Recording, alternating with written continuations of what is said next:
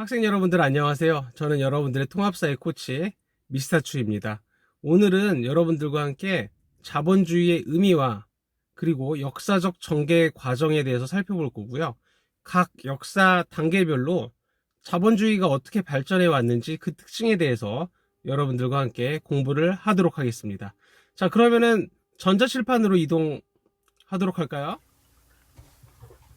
학생 여러분들 안녕하세요. 전자칠판으로 왔습니다. 자본주의의 역사적 전개와 그 특징에 대해서 알아보도록 하겠습니다. 저는 여러분들 화면의 우측 위에 위치해 있습니다. 자, 기존의 촬영 방식도 쓰고 이제 여러 가지 방법을 시도할 거예요. 그래서 전자칠판으로 한번 해보고 다양한 방법으로 촬영을 하도록 하겠습니다. 자, 그러면은 여러분들 자본주의의 역사적 전개와 그 특징, 여러분들 지금 이 보는 PDF 파일은요, 미스터추쌤의 신나는 사회문화 사회탐구 네이버 카페에서 통합사회 개념 강의 자료실에서 그 주제를 클릭을 하시면요, PDF 파일이라든지 한글 파일도 다운 받으셔서 출력해서 교재로 쓰시면 되겠습니다. 무료로 쓰는 거니까요. 자유롭게 사용하시기 바라겠습니다. 자, 그러면은 여러분들 자본주의의 의미와 특징에 대해서 이제 알아볼 텐데, 자본주의라고 하는 건 뭐냐? 사유재산 제도를 인정을 해주는 거죠. 사유재산 제도를 기본으로 인정을 해서 그 시장에서의 사람들끼리 자유로운 경쟁을 보장을 해주는 거죠. 그래서 본인이 열심히 일을 하면 부자가 될 수 있는 그런 기회, 열심히 하지 않으면 가난해지고, 이제 그렇게 해서 자유롭게 경쟁을 통해서 상품을 생산하고 교환하고 분배하고 소비하면서 보장해주는 그러한 경제 체제죠. 자본주의 시장 경제 체제죠. 우리나라에서 지금 도입되고 있는 체제가 바로 자본주의 시장 경제 체제고요. 북한에서는 이러한 것들을 보장해주지 않고 국가가 직접 관리하는 공산주의 체제로 시장이 운영이 되고 있습니다. 그래서 자본주의의 특징은 여러분들 개인이 재산을 자유롭게 획득하고 사용할 수 있는 사유재산권이 법적으로 보상이 된다는 거. 그리고 이제 시장에서 결정된 가격에 따라서 상품의 거래가 이제 이루어진다는 거죠. 시장에서의 경쟁을 통해서 자신의 경제적 이익을 자유롭게 추구할 수 있다는 점이 가장 두드러진 특징이 되겠습니다. 그래서 이제 자본이 많이 좌우를 하기 때문에 자본을 많이 가진 사람이 유리하고 빈익빈 부익부 이런 빈부 격차가 크게 난다는 게 큰 문제점으로 이제 지적이 되는데, 공산주의 체제보다는 그래도 낮고 사회 발전이 이루어지기 때문에 공산주의 체제보다는 낫다라는 그런 평가가 있었기 때문에 대부분의 국가는 이제 자본주의 체제로 운영이 되고 있다고 볼 수가 있습니다. 그럼 이 자본주의 역사적 전개 과정에 대해서 이제 살펴볼 거고요. 이걸 이제 경제 체제가 어떻게 역사적으로 발전이 되었는지에 대해서 이야기를 하는 거기 때문에 여러분들 나중에 대학을 가서 경제학을 전공할 분이 있다면 경제 사상사와 연결이 된다고 볼 수가 있습니다. 그래서 이제 경제 사상사에 대해와 연결이 될 수가 있고, 이제 초기에 자본주의인 상업 자본주의로 한번 가보도록 하겠습니다. 그 부분을 줌해서 한번 보도록 하죠. 자, 그래서 자본주의의 이제 역사적 전개 과정을 살펴보면요. 상업 자본주의가 이제 처음에 이제 시작이 된다고 볼 수가 있습니다. 영국 절대 왕정기 시기에 이제 도입된 경제 체제죠. 그래서 이제 유럽에서 이제 신학로 개척, 그 다음에 교역의 확대 등을 배경으로 해서 이제 성장을 했고요. 절대왕정의 이제 중상주의, 상업을 중시하는 정책이 중상주의거든요. 그러한 경제 정책하에서 더욱 발전을 했다고 볼 수가 있고, 그리고 이제 이 시기에는 이제 상인과 수공업자가 있는데, 이 상인과 수공업자 중에서 상인은 이제 물건을 유통시키는 사람이고, 수공업자는 물건을 만드는 사람이잖아. 근데 누가 더 힘이 셌을까요? 수공업자하고 상인 중에서 여러분들 상인이 더 힘이 셌다고 볼 수가 있어. 그러니까 수공업자가 만든 거를 다 사가지고 이제 유통시켰다. 그래서 상인의 힘이 더 셌고 상인이 더 부자가 되었던 거죠. 그리고 이제 이 시기에는 이제 수공업은 옛날에 이제 가내수공업이라고 해가지고 집안에서 이렇게 물건을 만들고 자급자족했던 시기죠. 이제 자급자족했던 시기에는 이제 뭐랄까 상거래가 이루어지지 않았기 때문에 자본주의가 발전을 할 수가 없습니다. 그래서 이제 이 시기에 공장제 수공업, 이제 수공업이긴 한데 이것을 이제 국가가 굉장히 크게 키우는 거죠. 그래서 물건을 손으로 이제 만들어서 그거를 이제 국가가 유통을 시키는 거. 그래서 이제 선대제 수공업이었고요. 선대제 수공업은 뭐냐? 이제 수공업자들한테 상인이 너 물건을 만들어라. 그럼 우리가 돈을 미리 다 선불로 해서 물건을 다 샀게 하고 이제 상인들은 그 물건을 유통시켰다. 물건을 사고 팔고 했다라는 거죠. 그래서 이 당시에는요. 국가에서 중상주의 정책을 폈습니다. 국내 산업을 보호하기 위해서 관세를 부과해서 수입을 억제하고 그 해외 시장 확대를 위해서 수출을 장려하는 등의 그런 활동을 국가가 굉장히 상공업 활동에 깊숙이 개입한 활동이라고 볼 수가 있습니다. 그래서 특징은요, 상품의 생산보다는 상품의 유통 과정에서 이윤을 추구했다. 그래서 상인들의 그런 힘이 셌고 입김이 셌고 상인들이 실질적인 부자가 되었다라는 거죠. 그래서 상업자본주의에 대해서 그 특징에 대해서 알아봤습니다. 자, 그 다음에 이제 산업자본주의가 그 뒤에 이어서 발전을 했습니다. 여러분들 그 상인들이 물건을 유통시키는 과정에서 굉장히 큰 부자가 되었다고 했죠. 그런 사람들을 부르주아라고 했습니다. 부르주아라고 하는 용어는 이제 중세시대 때 성을 갖고 있는 영주라는 그 용어가 뭐 부르지웨 뭐 아무튼 이상한 그런 용어에서 비슷해가지고 이제 따온 용어라고 하는데 뭐 성주 뭐 돈이 많은 사람을 이제 이야기할 때 이제 부르주아라는 표현을 쓰죠. 역사적 배경은 이제 18세기 후반에 영국에서 일어난 산업혁명, 그쵸? 산업혁명으로 상품의 대량 생산이 가능해졌죠. 산업혁명이 뭡니까? 제임스 와트라고 하는 사람이 증기기관차를 만들었죠. 증기기관이라고 하는 거를 발명을 했죠. 그래서 이제 이 제임스 와트라는 사람이 이거를 이제 기계화를 시켜서 이제 공장에 도입을 했고, 이제 이것이 이제 공장에 도입이 되면서 생산성이 굉장히 늘어난 거죠. 그래서 이제 대량 생산이 가능해졌고, 그 가운데 이제 그 불을 쌓았던 그 사람들이 산업시설을 소유하게 되고 그 자본가들이 주도해서 성장을 한 거죠. 노동자들을 고용해서. 그래서 이제 특징은 그 당시에 이제 상품의 생산 과정에서 이윤을 추구했다. 공장에서 물건을 만들면서. 그래서 생산한 상품을 자유롭게 사고 팔 수 있는 시장의 자유를 요구했다라는 겁니다. 이때 이제 문제점은 자본가들이 노동자들을 착취하고 이제 자기의 이제 돈벌이에 이제 이용을 했다라는 거죠. 물론 노동자들도 필요에 의해서 그 자본가의 이제 공장에 취업을 해서 일을 했겠죠. 아무튼 그거는 이제 나중에 이야기를 하고 자세하게 사회문화 시간이라든지 그런 시간에 자유롭게 뭐 더 자세하게 이해를 하고요. 이 당시의 정부는요. 어떤 정부였냐면 작은 정부였다. 작은 정부는 이제 시장이 이제 자유롭게 돌아가고 있는데 국가가 이렇게 시장에서 물건을 사고 팔고 가격이 결정되는 그런 활동에 국가가 관여를 거의 하지 않는 거야. 국가는 그런 시장에 관여를 하지 않고 어떤 거에만 신경 쓰면 되냐? 야경국가론. 그러니까 야경국가론은 뭐냐면 치안, 질서 유지만 국가에서 해주면 된다라고 주장을 하는 거예요. 최소한의 것이죠. 국가가 할 수 있는 이런 것들만 하고 국가는 이제 시장 경제 그런 거에 관여를 하면 안 된다. 이게 바로 작은 정부였어.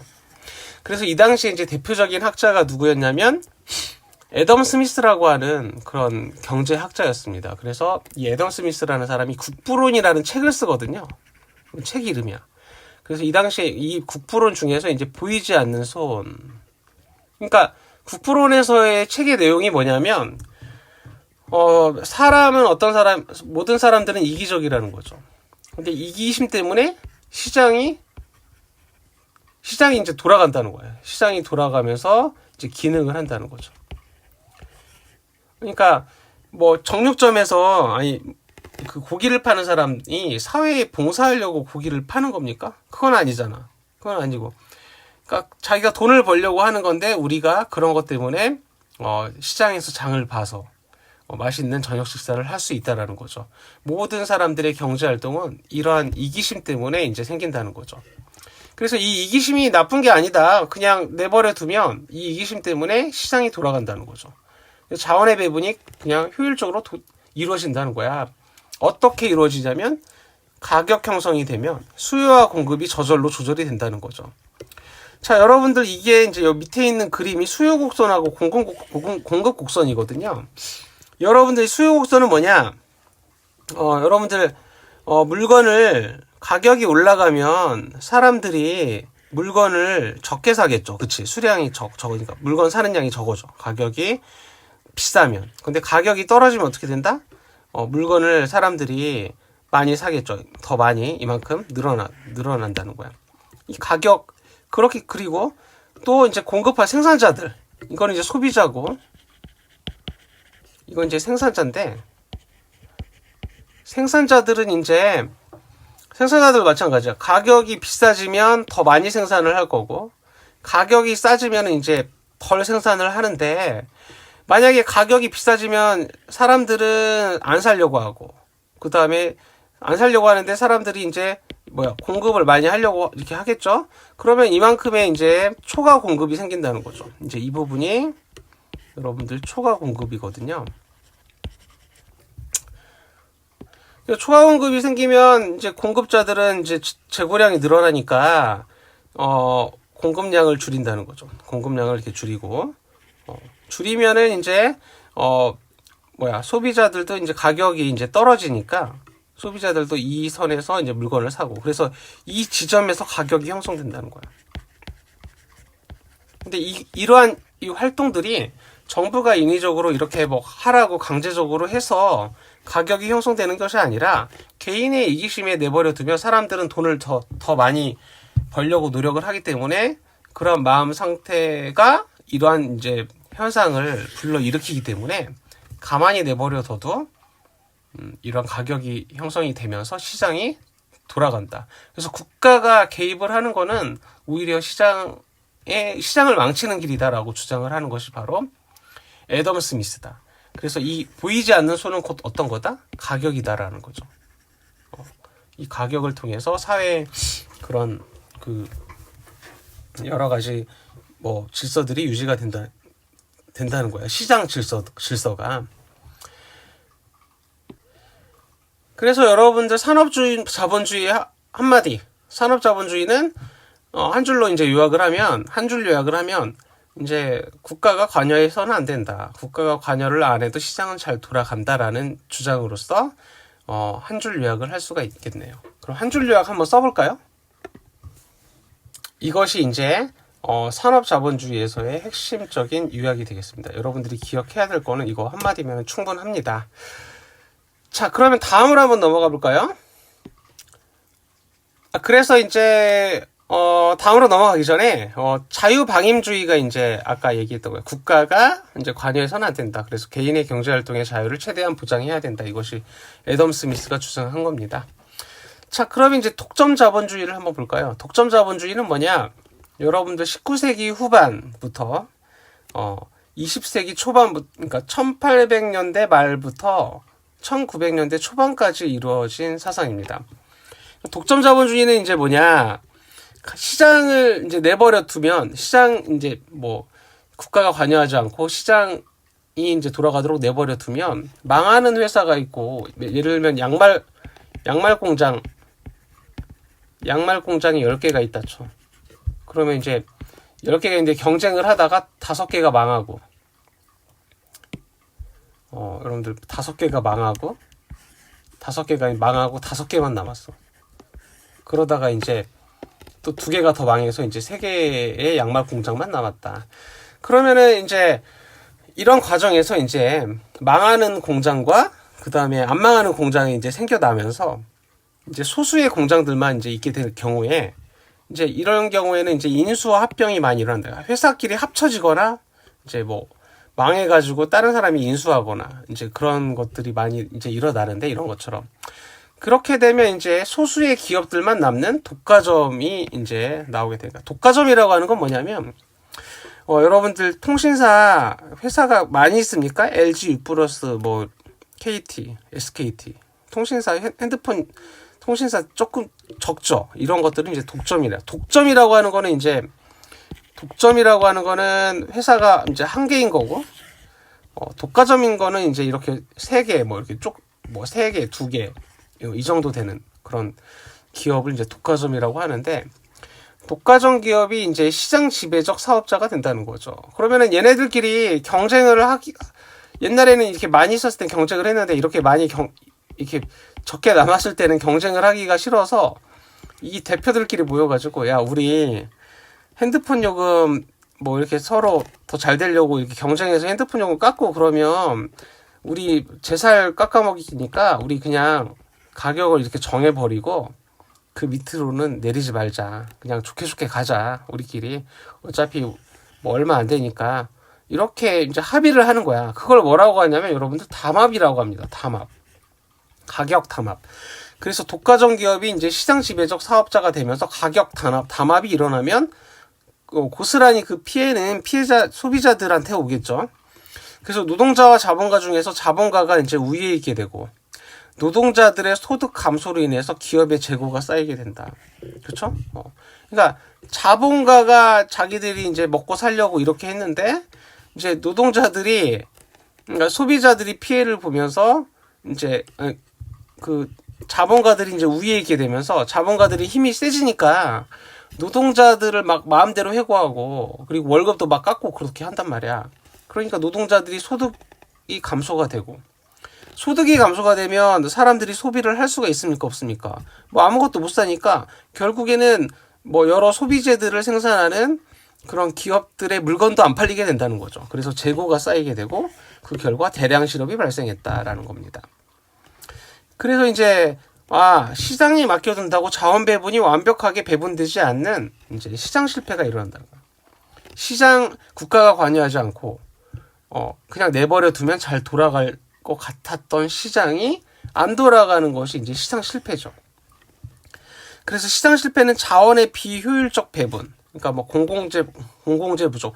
공공재는 이제 뭐 다리, 그 다음에 항만, 뭐 가로등 이런 것처럼 국가가 제공해야 되는 그러한 소비재거든요. 이러한 것들이 부족하게 이제 되고, 그치?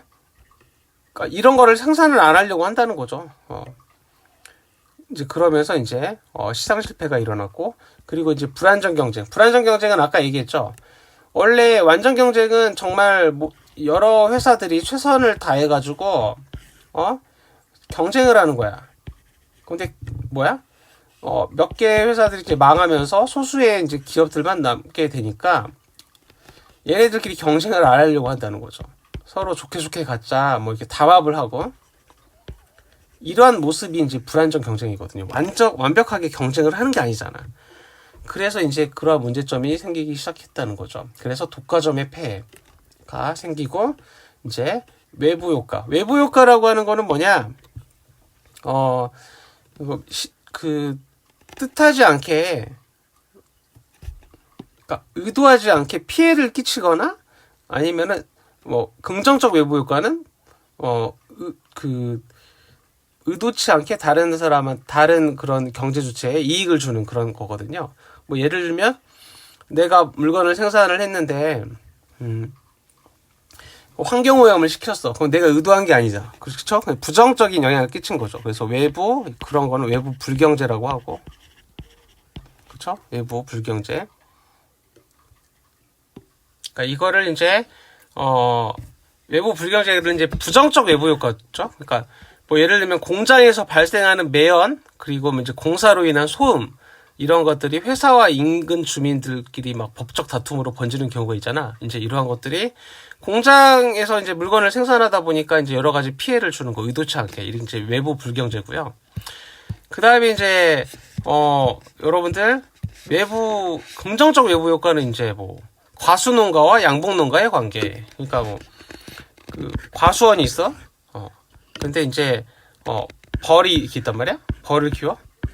나는 양봉업자인데 이 벌이 의도치 않게 여기 가가지고 뭐 이게 수정을 시켜주는 거야. 얘네들이 이제 그냥 가가지고 벌들이 가서, 그러니까 나는 양봉업자인데 이거를 의도치는 않았지만 좋은 영향을 주는 거죠. 이것이 바로 긍정적 외부 효과라고 한다. 이제 아까 얘기했던 거는 부정적 외부 효과. 그래서 그러한 것들이 이제 일어나면서 의도치 않는 현상들이 생기면서 시장에 맡겨둬도 시장이 제 기능을 하지 않는 시장 실패가 일어난다라는 거죠.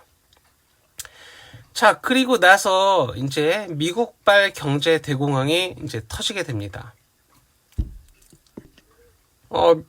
미국발 경제 대공황은요, 아까 얘기했듯이 자본가가 우위에 있게 되면서 노동자들이 이제 돈을 못 벌고, 그치? 어려운 생활을 하면서 이제 소비가 줄어들고 그러면서 이제 기업들이 파산해 나가는 그런 상태, 은행도 문을 닫고, 빚도 늘어나고, 그러니까 최악의 상태에 이제 다다르게 되죠. 그 원인은 아까 선생님이 설명을 했습니다.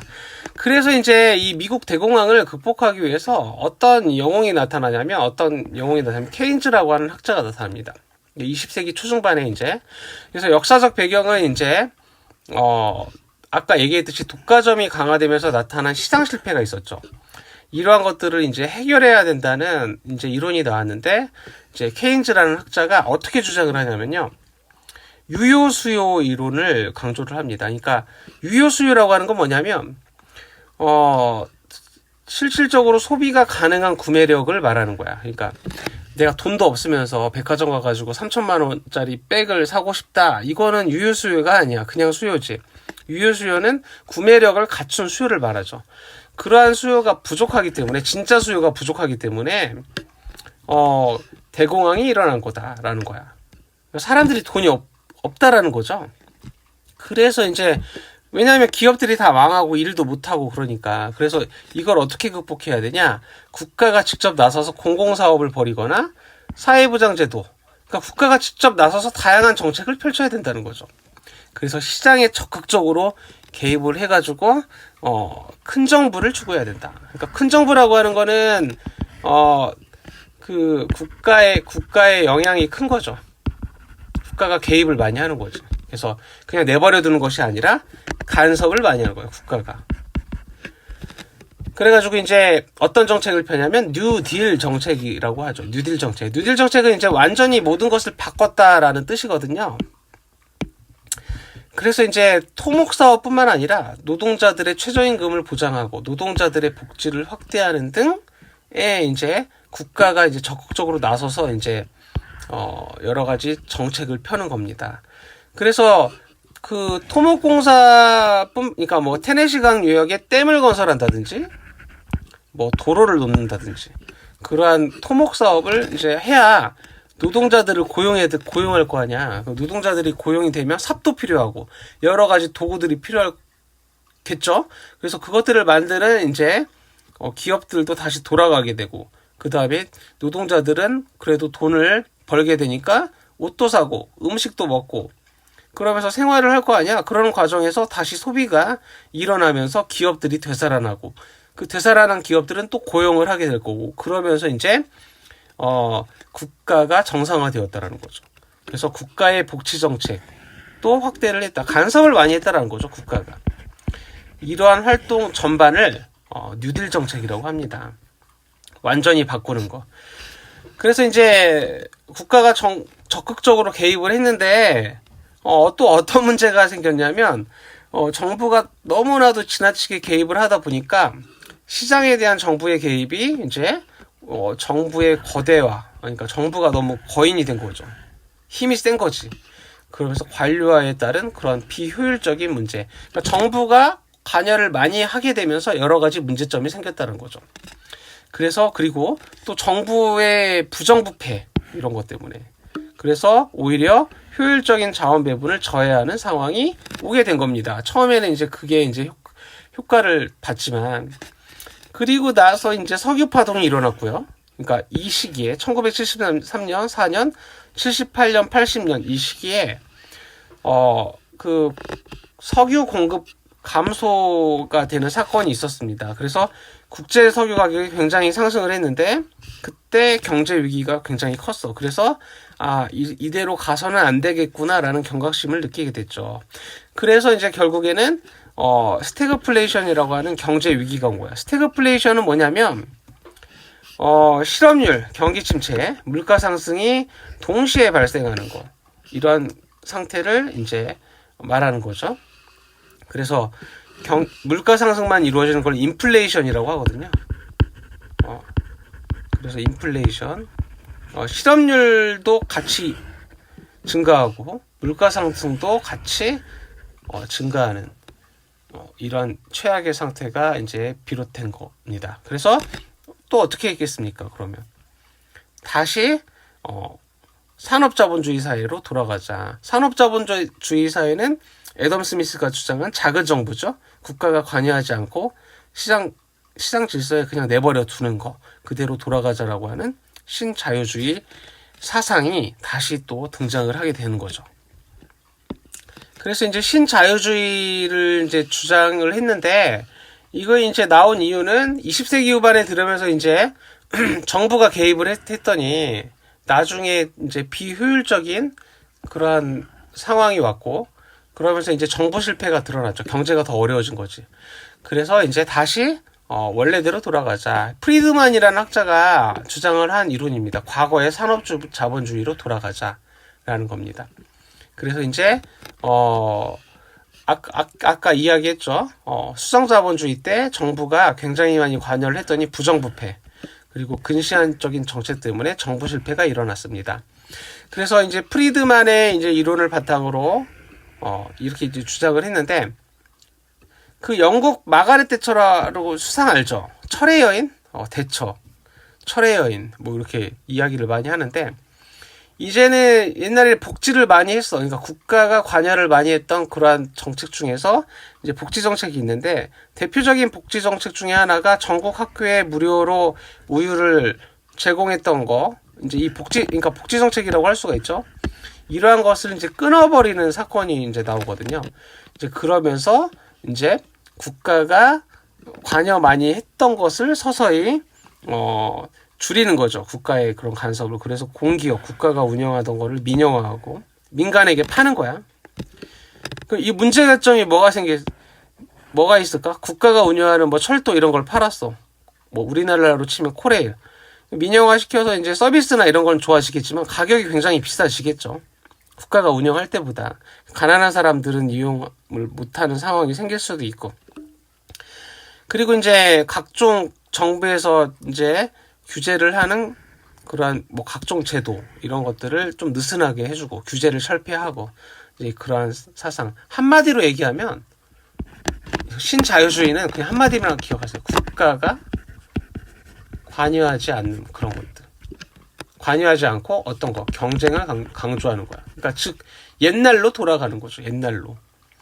그래서 이제 특징은 정부의 시장 개입을 줄이고 기업에 대한 세금을 감면시키고 공기업을 민영화시키고 노동시장의 유연성이라고 하는 건 뭐냐면 뭐 일 잘못하면 자를 수 있고 그렇게 한다는 거야. 그 자본가가 이제 좀 좋은 거죠. 그러니까 신자유주의는 자본가가 해피했겠죠, 그렇죠? 노동자들은 어땠을까요? 슬펐겠죠. 노동시장의 유연성. 자본가가 이제 유연하게 노동자를 쓸 수 있는 거지. 그리고 이제 복지 축소, 뭐 여러 가지 국민들에게 국가적 차원에서 혜택을 줬던 복지를 축소를 하기 시작했습니다. 그래서 이러한 사상이 신자유주의입니다. 근데 신자유주의로 갔더니 다시 어떤 문제가 생깁니까? 자본주의의 고질적인 문제 중에 하나가 빈부격차죠. 그래서 여러 가지 이러한 대표적인 문제점들이 생겨서 최근에는 이제 앤서니 기든스라고 하는 학자가 제3의 길이라고 하는 이론을 주장을 합니다. 생산적 복지야.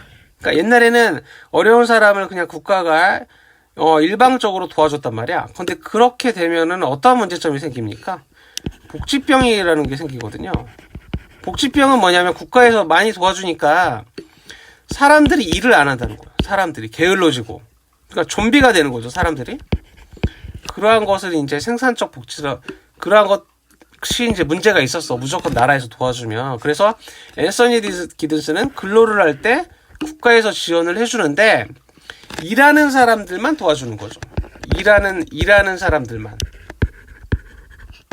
사람만 도와주는 거. 이것이 바로 제3의 길이다.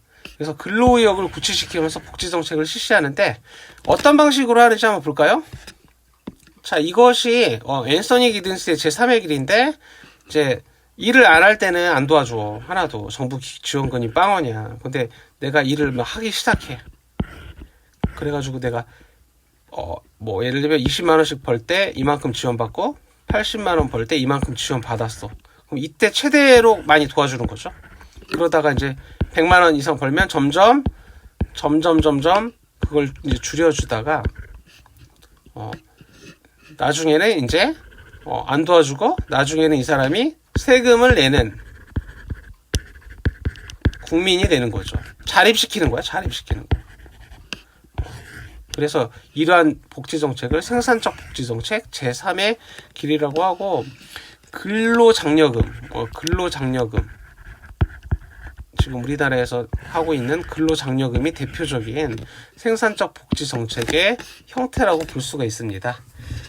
자, 이렇게 해서 우리 자본주의의 의미와 자본주의가 시대별로 어떻게 달라져 왔는지 봤습니다.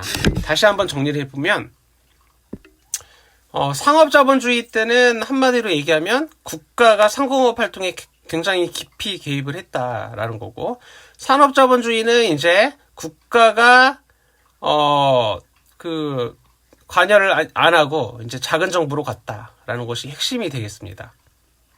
자, 그리고 나서 독점 자본주의 시대 때는 이제 독과점 기업이 출현하면서 이제 시장 실패가 이제 생겼고, 수정 자본주의는 이러한 시장 실패를 막기 위해서 정부가 깊숙이 다시 개입하는 이제 그런 정책을 폈다가 국가가 개입을 하니까 또 정부 실패가 생겼죠. 그러면서 다시 원래대로 산업자본주의로 돌아가자라고 하는 신자유주의, 다른 말로 대처리즘 이라고도 합니다. 하는 사람들은. 그래서 이제 경쟁을 다시 이제 산업자본주의로 국가가 개입하지 말자. 그랬는데 또 문제가 생겼어. 빈부격차가 생기니까 다시 이제 앤서니 기든스가 절충해가지고 제3의 길, 생산적 복지를 해야 된다라고 주장을 한 거죠.